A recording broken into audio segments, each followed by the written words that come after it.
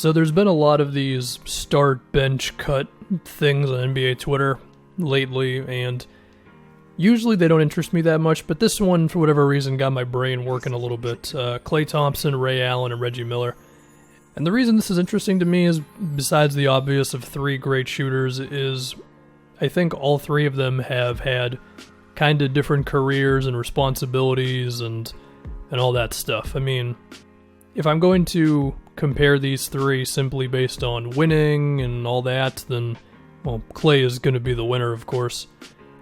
And perhaps you could argue that just if we remove all the accolades and look at all three of these guys, they're pretty similar players. You throw in the winning, boom, Klay is the winner. But I think it's a little deeper than that. For one, I think there's a belief that Reggie Miller and Ray Allen were simply just shooters. Both of them could go off the dribble. I mean, Ray Allen in his Bucks and Sonics days was shooting pull-up threes and was beating guys off the bounce, and he wasn't running as many pick and rolls as he would if he played today, but he was doing quite a bit. I mean, he wasn't just a spot shooter. Yeah, he kind of became that for the Celtics and especially for Miami, but I mean, at that point he was older and whatever. And I think that matters in this whole thing. As far as Reggie is concerned, I think it's a similar thing. Reggie shot a lot of free throws in his career. I mean, he had about a, 5, 6, 7 year stretch or something where he shot somewhere between 5 to 7 free throws a game. And I know he had the thing where he would stretch his leg out, but if you're shooting that many free throws, then you're going to be going off the dribble, you're going to be attacking inside at points, and I think that matters because I do think Reggie has gotten a pretty bad rep over the years as a guy who was one-dimensional and didn't really help his teams win as much as you might think, and I guess this is time for my Reggie Miller is underrated take. Clearly, Reggie was not used correctly in his time. I mean, if he played today, he'd be shooting 11 threes a game, probably.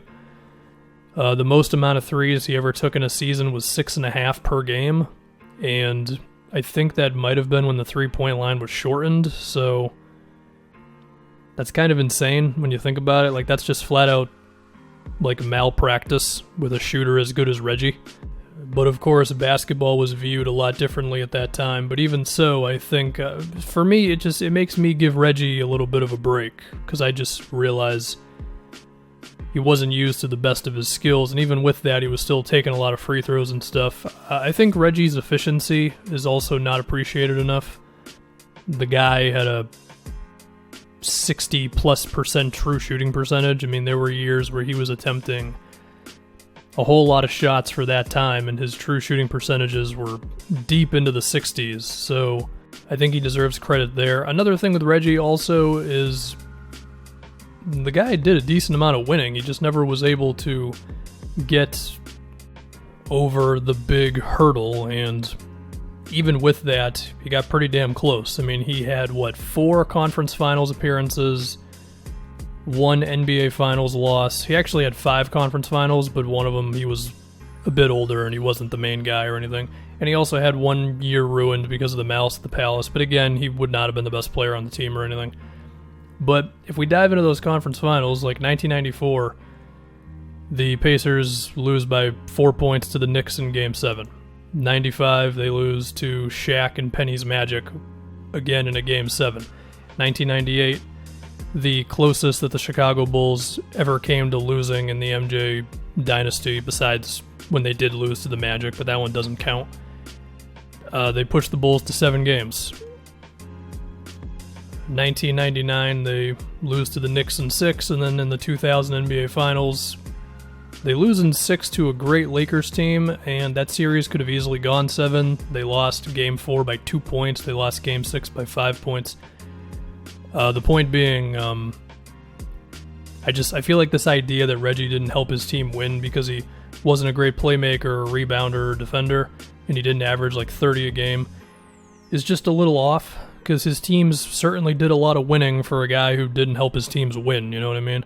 Now, of course, between Jalen Rose, Rick Smits, Mark Jackson, Dale Davis, like there's other guys with the cause here with Reggie winning in Indiana, but to act like Reggie was just this guy who didn't contribute to winning at the level that some of us might want to think he did or whatever, or at least that's what the stances I've seen some people take. I just don't agree, especially when I look at it from the standpoint of he should have been shooting a lot more threes. And because of the free throw attempts, I just don't think he was some stationary guy. Like, he wasn't Joe Harris for the Pacers, you know what I mean? So, yeah. Now, does that make him better than Ray Allen or Klay Thompson? Potentially. I don't know. To be honest, I don't totally care about the start, cut, or bench thing. I just wanted to talk about these three dudes because for whatever reason, this thing just made me interested. I think looking at Klay Thompson's place in the all-time thing is interesting. I think the one benefit Klay has that Reggie and Ray did not is, of course, Klay Thompson plays today. So Klay is actually used correctly, and he's running around, and he's creating spacing assists. Of course, Steph Curry certainly helps there. KD for a couple years helped that as well. But to me, if Klay played in when Reggie played, he simply would not have been used at the level he's being used at now. Now, with all that being said, Klay is the best defender out of these three players, no doubt about that. Is he the weakest ball handler of the three? Probably. I would go Ray, Reggie, and then Klay in that regard. I guess if we can compare these three as simply... Well, actually, let me give Ray some props for a moment. One thing Ray has going for him is I think he's become a little underrated with his all-around game. Like, there were a decent amount of years before he got to Boston where he was getting basically 5 rebounds and about 4 to 5 assists a game. It's pretty good, especially at a time where you still weren't going to give one guy the ball all the time. I mean, Ray Allen's usage rate never touched 30%. I feel like if he played today, it definitely would. Just those random possessions where a point guard would bring the ball up and they'd run some like random play that results in a 16-footer or whatever. All those plays, if Ray played today, would just be Ray Allen pick and rolls. But even with all of that said, giving Ray and Reggie some more props for if they were used differently, I think at a certain point you can start to overrate a guy if you go too far in that direction. And so it's like, at what point do I have the cutoff of, okay, I understand that Reggie should have been used differently, but I can't act like he was a hugely better player than what he actually was. You know what I mean? Like, I can't be sitting here acting like he was actually a 35-point scorer in disguise or something. So I don't know. It's always an interesting thing when you're talking about guys from different eras. It's like, do you compare them just as they were? Do you compare them under guidelines of different rule sets, different ideologies of the way teams play? And I don't know. I think you're going to get different answers depending on who you talk to there. And now, I guess I can attempt to just compare these guys simply as shooters and just look at... I mean, is it possible to compare them as shooters besides saying all three of them were really good? One benefit that all three of them had is they're all kind of tall. Ray is listed at 6'5", but I kind of feel like he was actually 6'6", and Reggie is 6'7". Klay is technically 6'6". I thought he was 6'7" for this whole time, but that helps. So in terms of contested shots and all that, who had the quickest shot of the three? I say had, as if Klay is not still playing.